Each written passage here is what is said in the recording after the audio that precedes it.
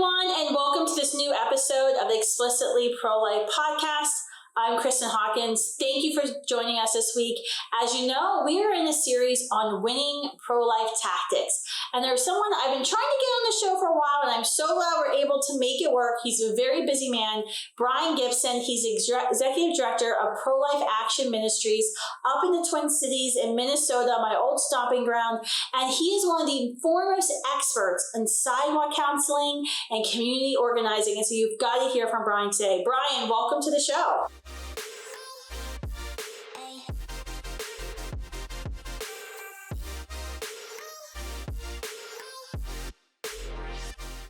Thanks for having me on the show, Kristan. Good to see you. Yeah, good to see you.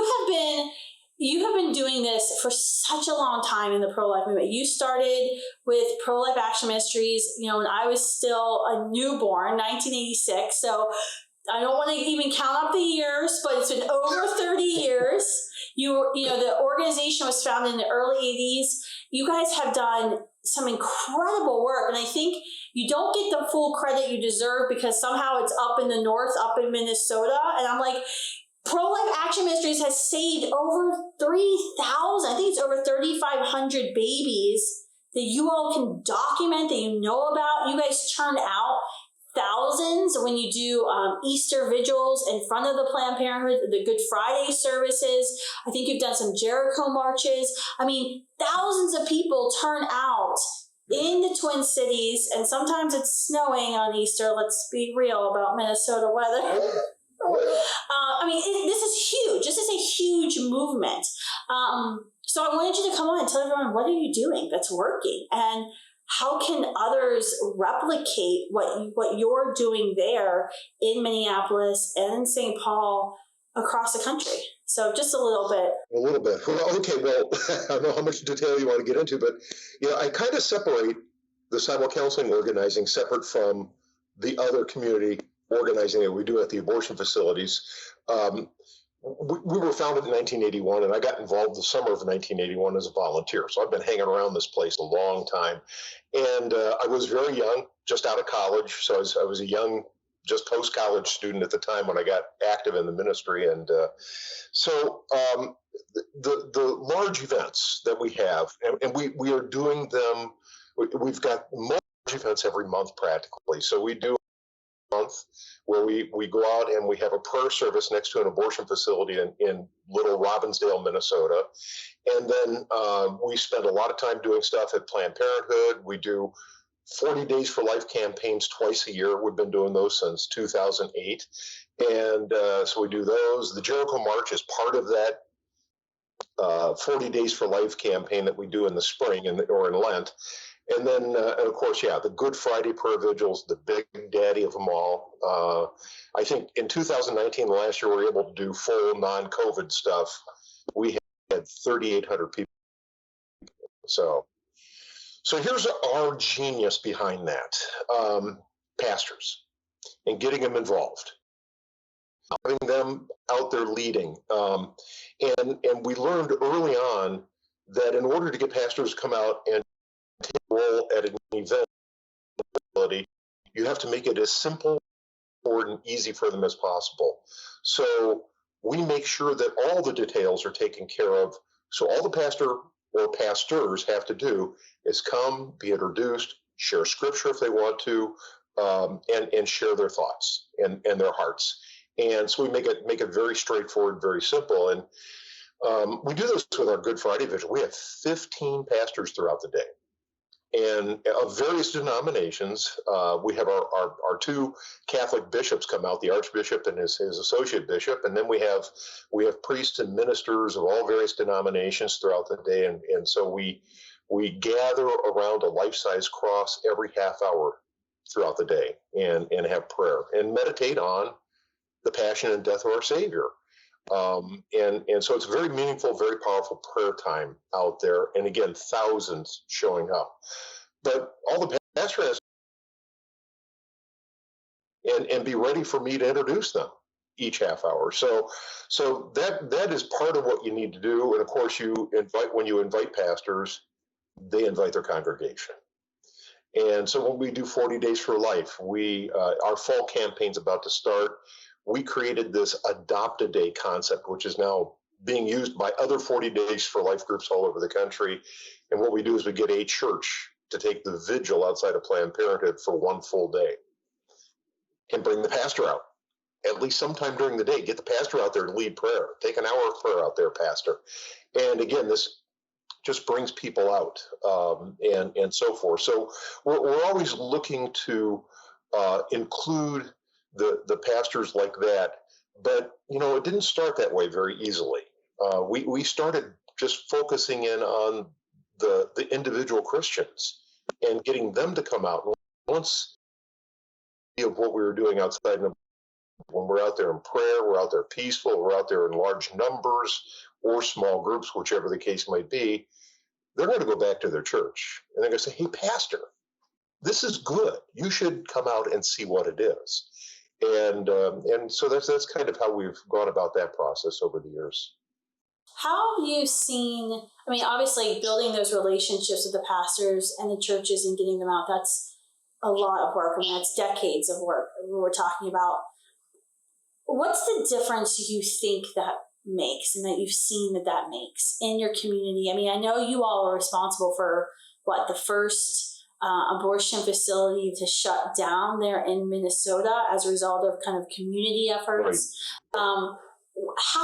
What do you think made that difference to get that abortion facility to finally shut down? Was it just the constant dozens of people out in the sidewalk praying and the community members saying, "I don't like what's going inside there. What's happening, that these people are giving up their time"? What do you think makes that difference? Well, you're speaking of Regress, which is a large St. Paul, county-style hospital, large medical center. And we started going out there. We had already done 4 years of campaigning with their parent company, trying to get them to close down the abortion facility inside the hospital. A health maintenance organization owns the hospital. And then 40 Days for Life came along, and that's when we started keeping the vigils outside the hospital in prayer. Bringing the pastors out. Well, first of all, getting the pastoral involvement does a lot of things. One thing it does is it brings more people out to our events and our activities. That's great. As well as it charges up people to get involved in other areas of the pro-life movement. So I think a whole lot of the pregnancy help centers in our area are people who have been involved with us somewhere along the way. And they got out there and they realized, well, hey, I got to do something in my own area of the cities as well, and not just out at the abortion facilities. So pastors preaching on it from their pulpits. And they start doing a very good job preaching about it from there. They've had the personal experience of being out there. They see the way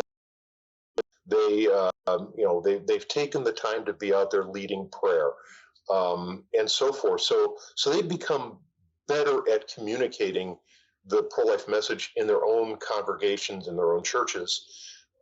With Regions, we found that there were pro-life people working inside the hospital who wanted the abortion mill closed. And we wouldn't have known that if we weren't out front. And the more we were out front, the more emboldened they got to the hospital saying, "We're so glad you're out there because it gives us the courage or the boldness to raise this issue and talk about it with the administration and so forth." And so that was a part of it. We kind of took this broad approach, though, too. We kept going after the parent company. It's called Health Partners in the Twin Cities here. And we found some insurance brokers who would actually, when they would be showing business health plans to companies, they would advise people to go away from Health Partners. And we estimate that we cost them about $15 million over an 8-year period of time as we did this campaign, and so forth. And what's really amazing is since they closed the abortion facility, the CEO of the hospital has gone off. Now he's on the course. Yeah, and of the OBGYN department, who was an abortionist, quit. He's no longer there. And the culture within the hospital has completely turned around and has become very pro-life. So it isn't just that they closed; they became better in so many ways. Yeah. So that's some of what we've seen as the fruits and the work as we go through and do this. That's amazing because you're right. I wish there was like this national pastor training program when a pastor is going through Bible college or whatever seminary they're in, even youth pastors, that they would get some sort of training in how to spot post-abortion syndrome, how to walk a woman or a man through the first steps of healing, how to talk about abortion. But there really isn't. And so you have all these pastors out there who are like, I'm against abortion. I want to speak out against it, but I don't know. And I don't want to harm somebody who might be sitting in the pews who's hurting from a past abortion. And so therefore, I'm just going to be silent about it. Well, it's amazing you bring that up because there may not be a national training, but there is a archdiocesan training here in the Twin Cities. Of course there is. Of course there is. So we actually, the minor seminary, St. John Vianney Seminary, where the undergraduate seminary at the University of St. Thomas, we have a working relationship with them. We go in and we train them in a classroom-style training at the beginning of September, which I'm about to do,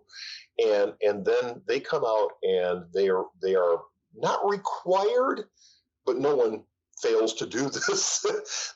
They go out and they have 4 shifts each week during the school year that they can come out and take time to pray outside of Planned Parenthood, which is just up the road from their school. And so they're getting that exact training. We're doing it. And then we work with a major seminary as well. We have classes in our office with major seminarians that are onto their graduate school stuff. Work with them as well. So, yeah. Of course you have it figured out. I remember right before I moved from Minnesota, actually no, it was right after I left Minnesota, the minor seminary invited me to speak, and I got to speak in front of all the seminarians. And it was so much fun. They said I was only the second woman ever to get a standing ovation. It was after some very prestigious nun. And so I was like, that's great. That's awesome, because I'm nowhere near close to her. But and my final message to them was no more pansy pastors. That was the final message. I thought they could really love it or they can really hate it. But they were receptive. They were like, yes, what more can we do? But it sounds like that's because you've been there training all of them all of these years. So of course you guys are trying to. Yeah. Now this is a regional seminary. So a lot of men come from Oklahoma and Iowa, the Dakotas, Wisconsin, I think some even, and even further away, some of the guys are coming from there. They got a full house and they got a great group of people who are running the seminary. So it's fun to work with them and have that time. And one real good story, September, probably about 3 or 4 years ago, it was a Friday early afternoon. 4 of the seminarians were out there praying during their normal shift on a Friday afternoon.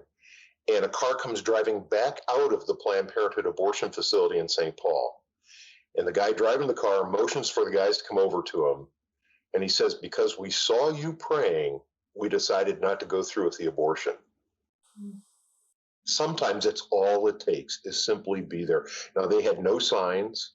They might have had rosaries in their hands, I'm not sure, but they had no signage.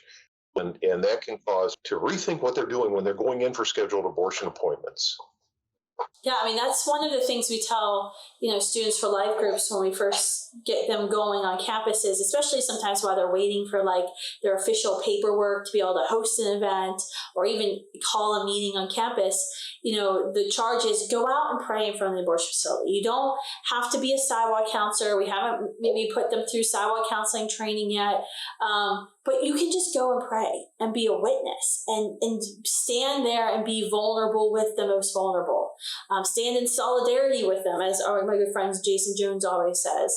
Because I think we do see, and I think especially when they're like younger, it kind of makes people stop because they assume that everyone out there is going to be older. And then when they see somebody their own age out there praying, it kind of makes them stop for a few more seconds, which is what we need. Like every second counts to think, wait, why are these young guys, or why are these young women out here praying for me? Why are they doing that? I think this leads us into a good discussion about what you're doing. You've had like national sidewalk counseling symposiums. You've got a whole training program there. You're covering these abortion facilities. Every time they're out there having their abortion times, their abortion days, you guys are out there. I mean, I see your Facebook posts, like when there's a blizzard in Minnesota and it's like -25, Brian and his team are on the sidewalks and you're always there standing with these children and their mothers. What have you implemented there, and what have you kind of learned in the Twin Cities as you've tried to kind of cover all of the sidewalks of these facilities? Well, I think it's a daunting challenge to get enough volunteers. We have we estimate somewhere around 3 years who are going out at least once a month, most of them once a week. So, and again, we're covering all the abortion facilities in the whole state of Minnesota, and we have a satellite office in Orlando in the Central Florida. So we're covering all those, trying to cover all those abortion facilities. And like you said, the minimum is we need at least one person, and always it should be 2 or more, outside when women are arriving for abortions. And now with the chemical abortion becoming so predominant, we need to be there when they leave, because there's still hope to save that baby's life as they drive away, having even taken the first dose of medicine. So that's the biggest challenge, is always keeping enough people. There are seasons in people's lives where we might get them for 3 or 4 years or 5 years or 6 years, and then they start raising a family, and they're not available, or they change jobs, or they move state like you did on us, and so forth, and so forth. So it's always a challenge of always trying to get new people. We do classroom training at least 3 times a year, sometimes 4. And we have had very good turnout for those in recent years. We're having 40 and 50 and sometimes 60 people showing up for our in-classroom training. We follow that up with on the sidewalk training with veteran sidewalk counselors who've been at it for a while, mostly staff, but some others as well. And so we're making sure that they're equipped. We created a sidewalk counseling piece to hand out that's being used all over the country, actually somewhat all around the world. So that piece just hits the very important points that are necessary when trying to reach a woman and get go appointment, or the man for that. And then we have a blue sheet. Kristan, I want you to think real hard. Why would we call it a blue sheet? Because it's blue. So we got a blue sheet, and our blue sheet is the listing of all the pro-life resources in our area. And it's double-sided. It's tri-folded into 3 panels, and the typeface is too small for my old eyes, even with glasses on. It is so full of pregnancy help centers, housing availability, medical care that's available, post-abortion counseling, all that stuff is included.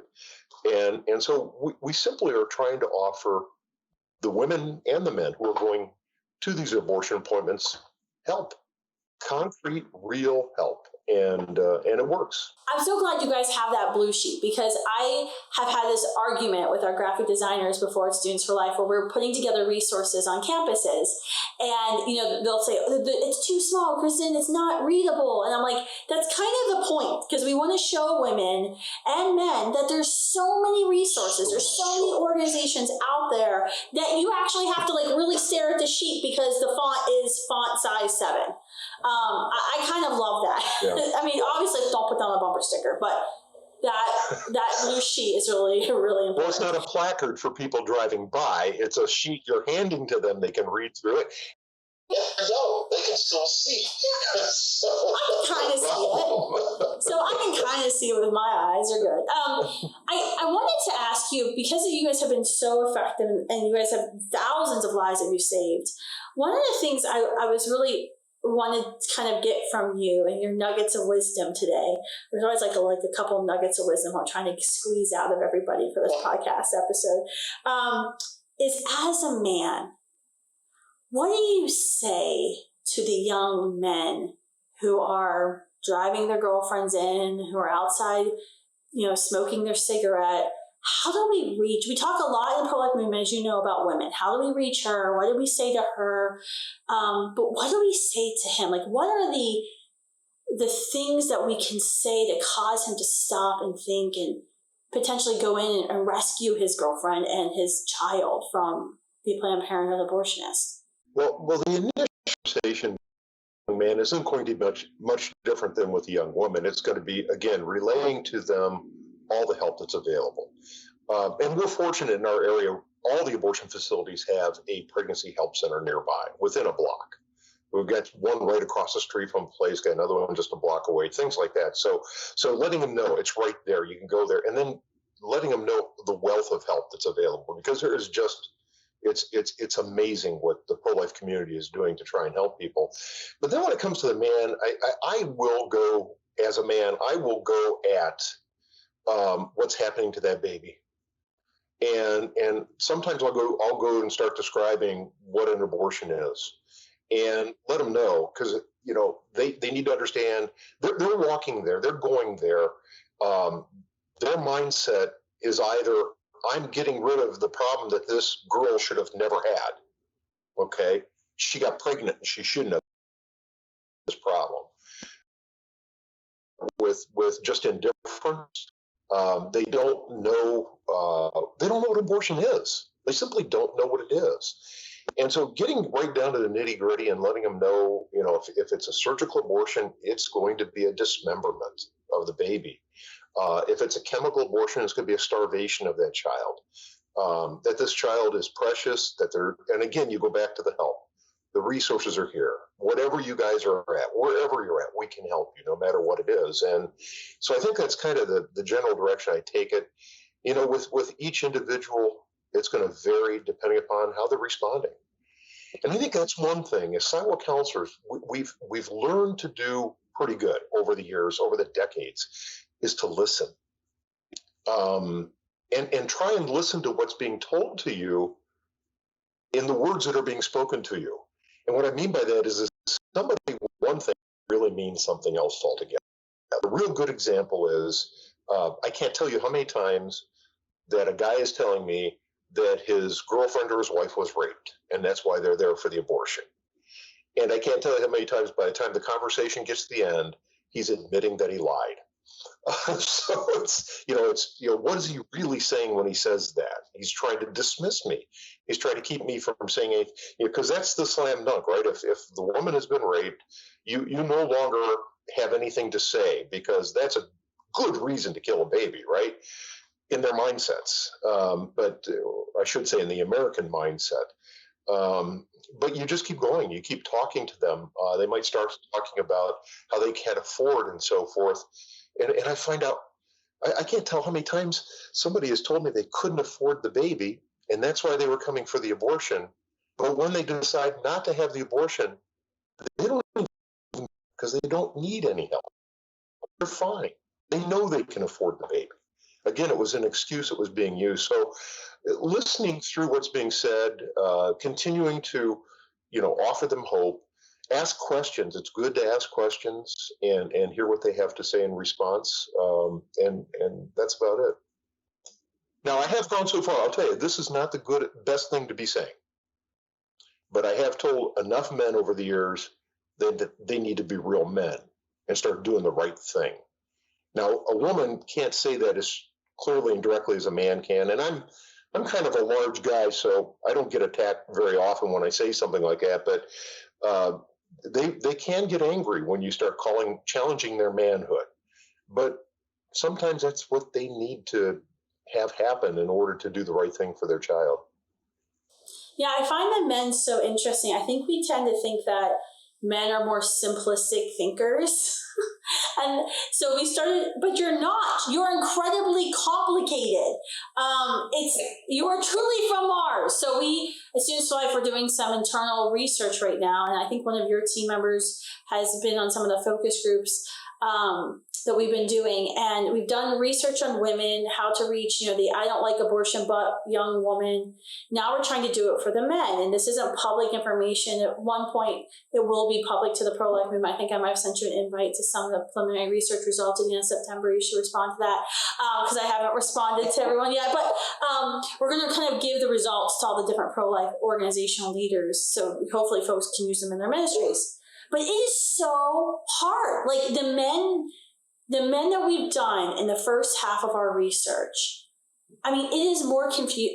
I sat through the entire presentation and I think I ended up more confused. Like we're going to have to do at least probably 2 to 3 more rounds of research because the men were so all over the place with their justifications for abortion. It was really fascinating, where women I thought would be more complicated, but it was actually pretty simple. We figured out pretty quickly what our barrier was and kind of communicating with her. But for men, it's all over the place. Yeah, it really is. And that's part of the difficulty in dealing with men, because again, is this guy here the driving reason why the woman's even coming for the abortion in the first place? Is he forcing her, in essence, or pressuring her to have an abortion, versus does he want to stop her from having the abortion, and everything in between? And again, like you're saying, all those complicated issues that are in there play up and so forth. So it's unbelievable. I remember I was watching, and I think when we show it to the pro-life leaders, we're going to show you all a clip from one of the interviews. It was here in Chicago, and it was fascinating because the man was justifying the abortion that his girlfriend had, but then in the next breath started talking about the fact that he was in his 40s now and how he would never be able to have biological children and how that was affecting him. But then he would go back to, but I don't regret what we did. But then he was regretting his, as you saw this on all the silent and more signs, men regret lost fatherhood. And that is what he was doing. He was regretting this fact that I think that was probably my only chance to be a father, and it's gone. And it was but he kept going, back and forth. And it was, I'm kind of glad I wasn't there when it was happening, because I would have been behind the glass screen, like putting my hands up in the air, be like, can't you see what you're doing? Like, you do regret it, So thank you for all that you do. And I think it's so important that you especially and other men are out there speaking to men, because I think it does have a different impact when you speak to men versus a woman. I know I need to wrap up, but I wanted to get your, I want everyone, you need to tell everybody where they can go to get more information about Pro-Life Action Ministries. I know you have a radio show, so can people listen in? And so tell us that information. But then I guess what would be your final advice to anyone who's listening, whether they're a student or they're adult who've been serving the pro-life movement? What would you encourage them to do in their community if they want to get started standing up for life? Okay, well, I'll start with that. I like to say, Kristan, I love to say that every time I go to an abortion facility with God, it's an adventure in God. You never know what you're going to see. You never know what you're going to end up doing. You never know who you're going to end up talking to. You don't know how many lives you're going to have an opportunity. You don't know how many people working at the abortion facility you may have the opportunity to encounter and get them to quit, all those type of things, or just simply being there in prayer. You don't know what God is doing with that prayer. It's always an adventure to go out there. So getting out is the first most important thing, and bring somebody with you, bring friends. Don't go solo, first of all, but then once you've gone out a couple times, bring more people. Your circle of influence is large, and so start inviting family members, friends, church members, fellow students, coworkers, whatever it might be. That personal invitation is the most powerful way to get somebody to join you or to be out there with you on the sidewalk, and be there in prayer. Be there in prayer. Just let God do what God is going to do while you're present outside an abortion facility. Now, you can go further, get the training to Sidewalk Counsel, get involved in Sidewalk Counseling, make it regularly, once a week or whatever it may be. Take time to be there. Again, whether in prayer or in Sidewalk Counseling, both that commitment to be present is very powerful and dynamic as well. So that's what I would encourage. And the radio show. Just get out there and do it. Just do it. The radio show. We're on 13:30 a.m. in the Twin Cities. This is a local show on Relevant Radio. We air at 12:30 p.m. On Saturday early afternoon. So that's been doing that for about 10 years or so. It's been a very good show to have, and so forth. And and if I may go off topic a little bit, I am so grateful to Students for Life of America and the work you're doing, Kristan. We've interacted a lot here in our area when it's come to the activities that you've sought to have done nationally. We're right there working with whoever is to really help build. We college students at one time when we got involved in this nutty job, and continuing to get college people active and involved is a passion. So it's fun to work with the Students for Life organization. Oh, thank you. Thanks for always you're like one of our reliable partners. If we're doing something crazy, I'm like, call Brian. He can figure out what we're doing. He understands our heart and what we're attempting to do, even if we can't even pull it off or it's too big of a bite we're trying to take. But are you still doing, one last thing before I forget, are you all still doing sidewalk counseling symposiums for folks? No, the symposiums we stopped doing a few years ago. And we did them for I think we did 7 of them in a row. And the purpose that we stated for doing them in the first place was fulfilled. We wanted to see quality sidewalk counseling increase in the United States. And it absolutely did. And actually, Sidewalk Advocates for Life is partly an outgrowth from our symposium. So we're delighted to see the good sidewalk counseling that's taking place all over the United States now. Yeah, and they're great. We work with Lauren Musica. We had her on the podcast earlier this year. We have sidewalk advocates going out to all the cities, so that's awesome. So I just want to make sure that that this is who you would recommend as well. Like if you want to get trained in sidewalk counseling, if you want to, beyond just going out and being a presence, check out Sidewalk Advocates for Life, and make sure you follow Brian and Plam, ProLife Action Ministries, on Facebook, because especially in the winter, you'll definitely say an extra prayer when you see their posts. And when you think it's cold outside, just know that there's a team of pro-life warriors on the streets in Minneapolis and St. Paul when it's 20, 25 below sometimes. So thank you, Brian, for being such an amazing hero for the preborn. And it's an incredible honor to be able to work with you and everyone that you're equipping and motivating and getting out in the streets there in the Twin Cities. Thanks you all for tuning in this week. Make sure you subscribe and spread the word and get your friends listening to this episode, especially the ones you want to get out to join you on the sidewalks. Bye-bye.